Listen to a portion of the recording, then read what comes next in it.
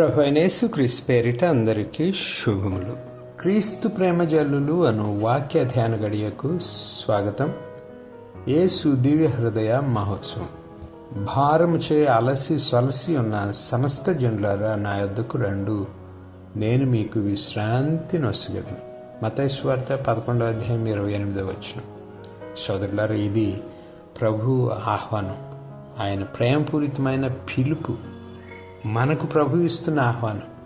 అందులో బలవంతం లేదు, అది ఆజ్ఞ కాదు, ఆహ్వానం మాత్రమే. ఎందుకు? విశ్రాంతి పొందడానికి, సేద తీరడానికి, ఆదరణ పొందడానికి. బాధల్లో, వేదనల్లో, నిరాశలో, నిస్పృహలో ఉన్న వారికి ఆయన ఇచ్చే ఆహ్వానం. భయంతో, అపరాధ భావనతో కుమిలిపోతున్న వారికి ఆయన ఇచ్చే ఆహ్వానం. దారి తెన్ను కానరాక జీవితంలో సతమతమవుతున్న వారికి ప్రభు ఆహ్వానం. తనలో సేద తీరమని, తనలో విశ్రాంతి పొందమని, తనలో తమ సమస్యలకు సమాధానం వెదుక్కోమని ప్రభు ఆహ్వానం. తనలో నెమ్మదిని అనుభవించమని ఆహ్వానం. సోదరులరా, ఇలా చెప్పేవాళ్ళు, ఇటువంటి శాంతిమయ స్థితిని మనకు కల్పించేవాళ్ళు, మనల్ని ఆదరించి ఊరడించేవాళ్ళు మన జీవితంలో ఎంతమంది ఉన్నారండి? ఒకసారి పరిశీలించి చుట్టూ చూడండి. నాకు ఊరిలో ఒక రైతు ఉండేవాడట. అతడు ప్రతిరోజు చెరువు నుండి 2 కడవలతో నీరు మోసుకుంటూ చిన్న కొండ మీద ఉన్న తన ఇంటికి తెచ్చేవాడట. ఇలా చాలా సంవత్సరాలు జరిగింది. ఒకానొక రోజు అతడు అలసి రోడ్డు ప్రక్కన పడిపోయాడు. అటుగా వెళుతున్న ఒక గొర్రెల కాపరి అతని దగ్గరకు వెళ్ళి, ఎవరి సహాయమైన అడిగే పని కదా అని అన్నాడట. అందుకు ఆ రైతు అంటాడు, ఒక్కడిని ఇంత బరువు రోజు మోస్తుంటే నేను బలవంతుణ్ణి అన్న భావం నాకు కలిగేది, అందుకే నేను ఎవరి సాయం కోరలేదు అన్నాడట. అప్పుడు ఆ గొర్రెల కాపరి రైతు దగ్గర నుండి ఒక కడవను తీసుకుని దానిని మోస్తూ అతనితో నడుస్తూ అంటాడు, బలం అంటే సహాయం నిరాకరించడం కాదు, నిజమైన బలం అంటే ఎప్పుడు విశ్రాంతి తీసుకోవాలో గ్రహించటము అంటాడు. వాళ్ళిద్దరూ చెరువు కడవ మోస్తూ వెళుతూ ఉంటే ఆ బరువు తేలికయ్యింది. సోదరులారా, మన అలసటలో, మన శ్రమల్లో, మన సమస్యలలో ఎప్పుడు విశ్రాంతి తీసుకోవాలో గ్రహించటం విజ్ఞత. అయితే నిజమైన శాంతి ఎక్కడ దొరుకుతుంది, ఎవరి దగ్గర దొరుకుతుందో తెలుసుకోవటం కూడా చాలా ప్రాముఖ్యం అండి. కొందరు మనకు విశ్రాంతి ఇచ్చినట్లే కనిపిస్తారు, కానీ మనల్ని దోచుకుంటారు, మోసం చేస్తారు. కొందరు మనకు ఊరట, ఆదరణ కల్పిస్తారు, కానీ ఆ తర్వాత మన హృదయాలు భారం అవుతాయి. కారణం, వాళ్ళు మనల్ని తప్పుత్రోవలోకి మళ్ళిస్తారు. వాళ్ళు మనల్ని మత్తు పదార్థాలకో, మాదక ద్రవ్యాలకో, దుర్వ్యసనాలకు అలవాటు చేస్తారు.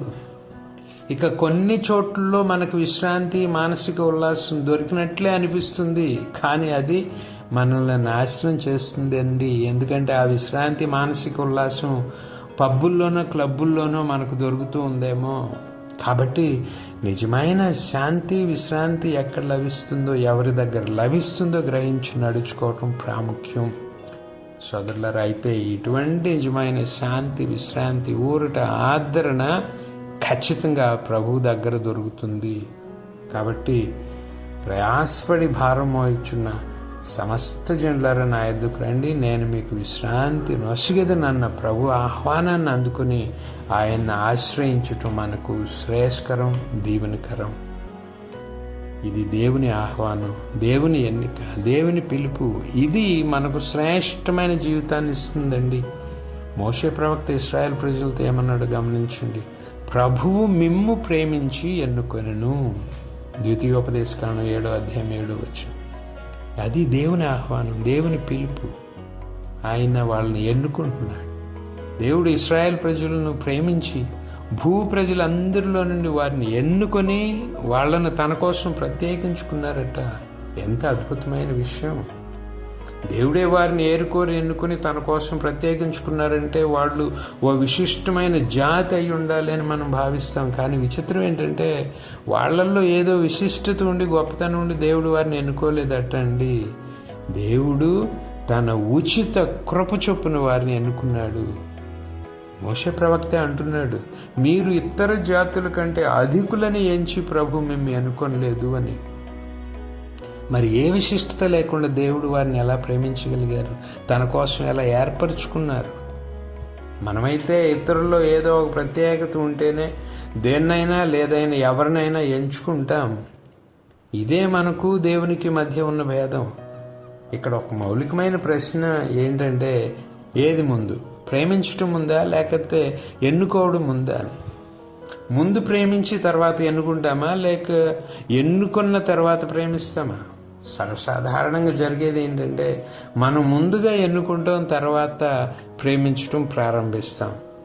ఒక వ్యక్తి అందంగా ఉంటేనో, ఆటల్లో పాటల్లో చదువుల్లో ఫస్ట్ అయితేనో, వృత్తిలోనూ ఉద్యోగంలోనూ బాగా రాణిస్తూ ఉంటేను, నలుగురికి బాగా సహాయపడే తత్వం కలవాడైతేనో, ఇలా ఓ వ్యక్తిలో ఏదో ఒక ఆకర్షణమైన గుణం ఉంటే మనం ఆ వ్యక్తిని ఎంచుకుంటాం అని ప్రేమిస్తాం. ఇక ధనం, ఆస్తి, అంతస్తు, పదవులు చూచి వాళ్ళని ప్రేమించే వాళ్ళు కూడా ఉన్నారు. అయితే ముందుగా ఆకర్షణమైన గుణాలు ఉన్న వ్యక్తిని ఎన్నుకుంటారు, తర్వాత వారిని ప్రేమిస్తారు. అయితే 100% అందరూ ఇలాగే చేస్తారని చెప్పకూడదండి. పేదలని, రోగులను, దిక్కుమొక్కు లేని వాళ్ళని ప్రేమించేవాళ్ళు ఉన్నారు. మదర్ తెరేసా లాంటి స్వచ్ఛమైన హృదయాలు ఉన్నారు. వాళ్ళ నిస్సహాయ స్థితిని చూచి మనసు కరిగి వాళ్ళను ప్రేమించేవాళ్ళు, మంచి మనుషులు మన మధ్య ఉన్నారు. వాళ్ళు దేవునిలా స్వచ్ఛమైన ప్రేమ కలిగిన వాళ్ళు. ఇక కారణాలు చూచి అందరూ ప్రేమిస్తారు అనడానికి తల్లిదండ్రులు మినహాయింపని కొందరు అంటారండి. ఎందుకంటే బిడ్డలు ఎటువంటి వారు అన్న దాంతో సంబంధం లేకుండా తల్లిదండ్రులు తమ కడుపున పుట్టిన పిల్లలను ప్రేమిస్తారని కొందరు అంటూ ఉంటారు. అది చాలా వరకు వాస్తవమే, కానీ పూర్తిగా నిజం కాదండి. కొడుకో కూతురో తమకిష్టం లేని పని చేశారని వాళ్ళ ఇంట్లో నుండి తరిమేసే తల్లిదండ్రులు ఉన్నారు. కొందరైతే కులం కాని కులం వాడిని పెళ్లి చేసుకున్నదని కూతురుని చంపుతున్నారు.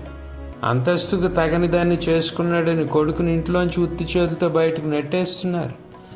అటువంటి తల్లిదండ్రులది అవ్యాజమైన ప్రేమ అనగలమా? అనలేమండి. వాళ్ళు కూడా కారణాలు చూచే బిడ్డలను ప్రేమించేవాళ్ళుగా ఉంటూ ఉన్నారు. కానీ ఇటువంటి లోపభూయిష్టమైన మానవ ప్రేమల మధ్య పరిమళాలు వెదజల్లి దేవుని ప్రేమ మనకు కనిపిస్తుందండి. పాపంతో నిండిన ఈ లోకాన్ని ఎంతో ప్రేమించి మన రక్షణార్థం తన ఏకైక కుమారుని మన మధ్యకు పంపిన దేవుని ప్రేమ ఏమనాలి? యోహాను సువార్త 3:16. మనం ఇంకను పాపులమై ఉండగానే మన కోసం శిలువలో మరణించిన యేసు స్వామి ప్రేమను మనం ఏమనగలం? రోమీయులకు రాసిన 5:8.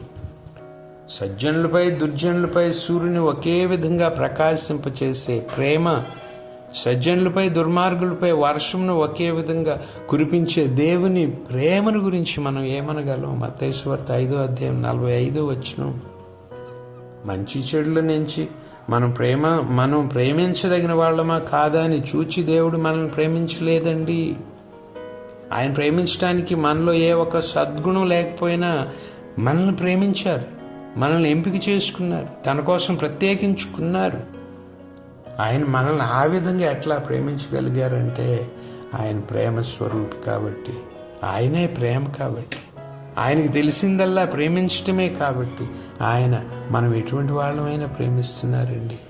మదర్ తెరేసా ఒకసారి అంటారు, the world is full of beauty when the heart is full of love.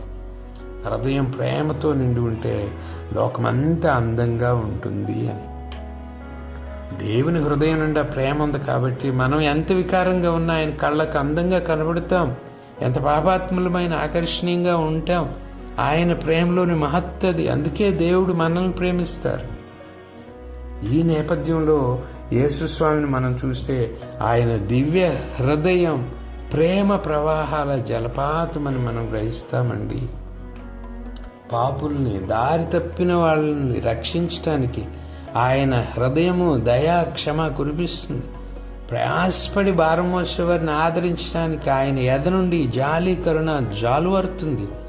తనతో ఐక్యం కావాలని తప్పించే వారిని హక్కును చేర్చుకోవడానికి ఆయన అంతరంగం నుండి ప్రేమ అనురాగం ప్రవహిస్తాయి. చూడండి, సైనికుల్లో ఒకడు ఆయన ప్రక్కన బళ్ళంతో పొడిచినప్పుడు వెంటనే రక్తము నీరు స్రవించను. యోహాను సువార్త 19:34. యేసుస్వామి హృదయం ప్రేమతో ఉప్పొంగుతుందండి. మరణిస్తూ కూడా ఆ ప్రేమ రక్తము నీరులా ప్రవహించింది, మన మీద కురిసింది, మనతో రక్తబంధం ఏర్పరచుకుంది. పవిత్రత అన్న జలముల్లో మనల్ని శుద్ధి చేసింది. దేవుని స్వభావం ప్రేమండి. అందుకే నిస్సహాయులే బాధల్లో మ్రగ్గుచూ కాపర్లేని గొర్రెల వరలే చెదరి ఉన్న ఆ జనసమూహం చూచి ఆ కరుణామయని కడుపు తరుక్కొని పోయింది. మత్తయి సువార్త 9:36. ఆ మాటలు, ఆ కార్యాలు ప్రేమతో నిండి ఉన్నాయి. ప్రభు నీకు ఇష్టమైనచో నన్ను శుద్ధిని చేయగలవు అని వేడుకున్న కుష్ఠరోగి భుజం మీద చెయ్యి వేసి, నాకిష్టమే, నీకు శుద్ధి కలుగునుగాక అంటూ ప్రభు ప్రేమతో చెప్పారు, అని స్వస్థపరిచారు. మత్తయి సువార్త 8:2-3. కుష్ఠరోగి దగ్గరకు వెళ్ళాలంటేనే అందరూ భయపడతారు. అటువంటి వాళ్ళని తాకాల్సి వస్తే వణికిపోతారు. కానీ యేసు ప్రేమ ముందు భయంకరమైన ఆ రోగం పెట్టే భయం కూడా పటాపించులైపోయింది. అట్టి ప్రేమతో నిండిన తన హృదయాన్ని విప్పి ప్రభు మనలను ఆహ్వానిస్తూ, ప్రయాసపడి భారం మోయిచున్న సమస్త జనులారా నా యొద్దకు రండి, నేను మీకు విశ్రాంతినిస్తాను అంటున్నారు. ఒక సంఘటన చూడండి. తన బోధలు వినడానికి వచ్చిన జనసమూహాలు ఏకబిగిన 3 రోజులు ప్రభు దగ్గరే ఉండిపోయారట. వాళ్ళని చూచిన ప్రభువుకు జాలి కలిగి శిష్యులతో ఏమంటున్నారో వినండి.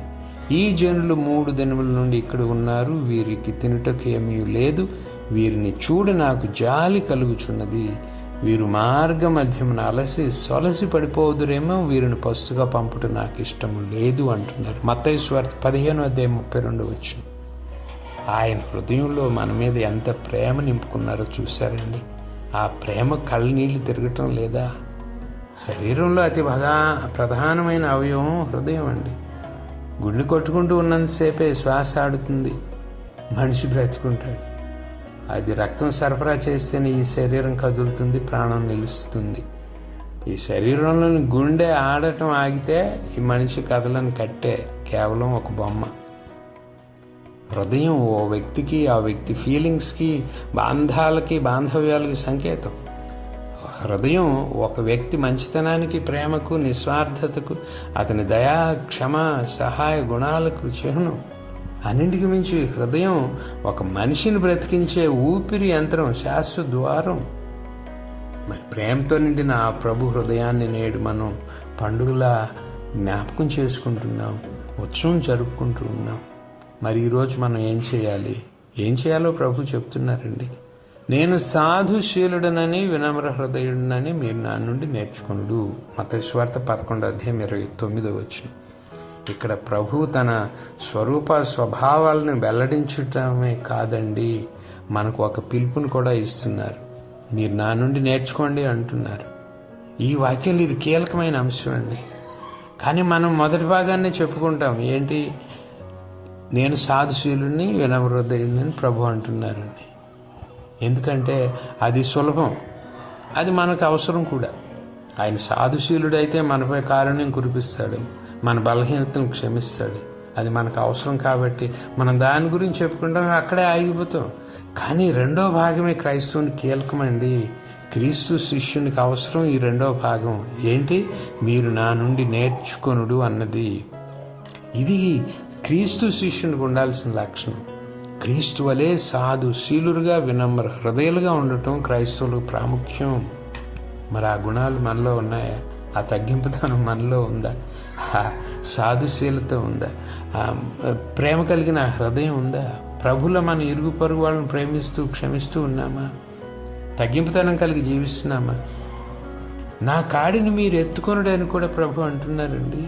అంటే మన అనుదిన జీవిత శ్రమలను భరించటం మనం అలవర్చుకోవాలి. లోకం కోసం ఆయన ఎన్ని శ్రమలు పడ్డారో మనకు తెలుసు. అయితే ఆయన వలె లోకం కోసం శ్రమలు పడనవసరం లేదు. కానీ మన జీవితాల్లో వచ్చే కష్ట నష్టాలను మొయ్యడం మనం నేర్చుకోవాలి. శ్రమలు వచ్చినప్పుడు దేవుణ్ణి నిందించడం కాదు, వాటిని భరించడం క్రీస్తు శిష్యుని యొక్క సద్లక్షణం కావాలి. ఇక్కడ ఇంకో విషయం మనం మర్చిపోకూడదు. మన శ్రమలలో మనం ఒంటరి వాళ్ళం కాదండి, ప్రభు మనకు తోడుగా ఉన్నారు. ఈ వాక్యంలో ప్రభువు కాడి అన్న సాదృశ్యాన్ని ఉపయోగించారు. దాన్ని గమనించండి. కాడిని లాగాలంటే 2 వ్యక్తులు కావాలి. అంటే మన జీవిత కాడిని మోసేటప్పుడు మనం ఒంటరిగా ఉండడము అని ప్రభువు చెప్తున్నారు. మరి మనతో పాటు ఎవరుంటారు? ఆయనే ఉంటారండి. ప్రభువే మనతో ఉంటారు. మన జీవిత శ్రమల కాడిని ఒక ప్రక్కన మనం లాగుతూ ఉంటే రెండో ప్రక్క ప్రభు భుజం కాస్తారు, ఆయన లాగుతారు. ఆ సాదృశ్యంలోని మధురమైన భావాన్ని గమనించారండి. ఆయన మనతో ఉన్నారు. మన శ్రమల్లో, మన బాధల్లో, మన కష్టాల్లో, మన సమస్యల్లో, మన ఇరుకుల్లో, మన ఇబ్బందుల్లో ఆయన మనకు తోడుగా ఉన్నారు. ఇది మానవ ప్రేమకు దైవ ప్రేమకు సంకేతం. మానవ శ్రమకు దేవుని తోడు, దేవుని శక్తి తోడు ఉంటుందన్న సాదృశ్యం. ఇలా క్రైస్తవ జీవితం పరిపూర్ణం అవుతుందండి. ఇలా క్రైస్తవ జీవితం సాగినప్పుడే ఆ పరలోక రాజ్యం మన మధ్య నెరవేరుతుంది, మన మధ్యన వెలసిల్లుతుంది. అయితే అనేక సార్లు మన మధ్య జరిగే విషాదం ఏంటంటే, దేవుని ప్రేమ లోకం కోసం ప్రాణం పెట్టేంత పరిపూర్ణంగా ఉంటే మన ప్రేమ, మానవ ప్రేమ స్వార్థంతో, పగలతో, కక్షలతో, అసూయ ద్వేషాలతో వికారంగా మారిపోతూ ఉంది. ఈ మానవ ప్రేమ కూడా పరిపూర్ణం కావాలంటే ప్రభువుతో కలిసి కాడిని ఎత్తుకోవడం మనం అలవరుచుకోవాలి. దానికి మనకు కావలసింది వినమ్ర హృదయం, సాధుశీలత.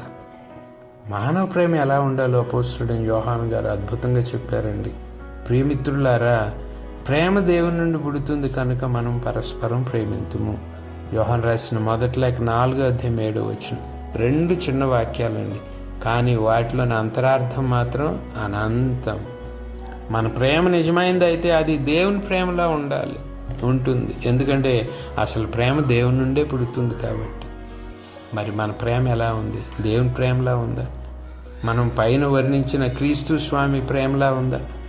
ఆకలిగా ఉన్న వాళ్ళకి అన్నం పెడుతుందా? అలసిపోయిన వాళ్ళని ఓదారుస్తుందా? రోగులను పరామర్శిస్తుందా? పేద సాధులను, అనాథలను హక్కును చేర్చుకుంటుందా? మన ప్రేమ, మన హృదయంలో అటువంటి అనురాగం ఉందా? సోదరులారా, పరిశీలించి చూడండి. క్రైస్తవ జీవిత పరిపూర్ణత ఎక్కడ ఉందో తెలుసా అండి? సజీవుడైన దేవునితో అనుబంధం పెంచుకోవడంలో ఉంది. కేవలం కొన్ని సిద్ధాంతాల మీద నమ్మకం పెట్టడంలో కాదండి. విశ్వాస జీవితం క్రీస్తుతో పెనవేసుకున్న బంధంలో ఉంది, కానీ కేవలం కొన్ని ఆజ్ఞల మీద మన గురి ఉంచడంలో కాదు. క్రీస్తు శిష్యరికం యేసుతో ప్రేమలో పడడంలో ఉందండి, కేవలం ప్రార్థనలు జపాలు వల్లించడంలో కాదు. క్రైస్తవ భక్తి సజీవుడైన క్రీస్తుని కలుసుకోవడంలోనూ, ఆయన హృదయంలో నింపుకోవడంలోనూ ఉందండి. కేవలం గుడికి వెళ్ళి మోకాళ్ళ మీద ఉండడంలో, 2 చేతులు పైకెత్తి ప్రార్థించడంలో కాదు. ఇది గుర్తించిన క్రైస్తవుడు పరిపూర్ణత వైపు పయనిస్తాడు, దేవుని రాజ్యంలో నిత్యజీవ యాత్ర సాగిస్తాడు. సోదరులారా, మన జీవితాలను పరిశీలించుకుందాం, మన హృదయ స్థితిని పరీక్షించుకుందాం. ప్రభువు తన దివ్య హృదయాన్ని తెరిచి లోకం మీద కురిపిస్తున్న ఆ ప్రేమను చూచి మన చుట్టూ ఉన్న వాళ్ళని నిస్వార్థంగా ప్రేమించడం నేర్చుకుందాం, వాళ్ళని క్షమించడం నేర్చుకుందాం, మనకున్న దాన్ని పరులతో పంచుకోవడం నేర్చుకుందాం.